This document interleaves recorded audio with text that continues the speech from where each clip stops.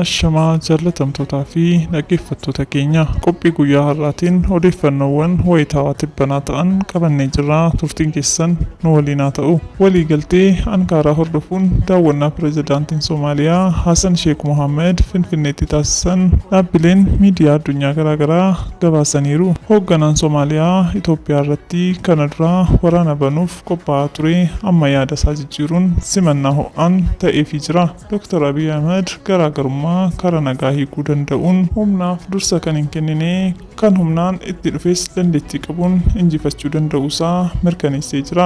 Biyyoonni naannichaa hedduunis biyya humna qabdu Itoophiyaatti harka isaanii diriirsaa jiru. Sheekh Hassanis kan na baasu Itoophiyaadha jechuun as deebi'ee jira. Yeroo ammaa pirezidaantiin Soomaaliyaa harka Itoophiyaa irratti kuftee jirti.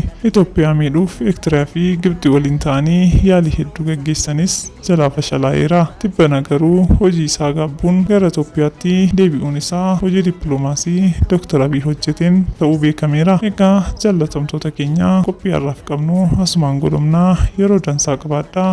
Galatoomaa.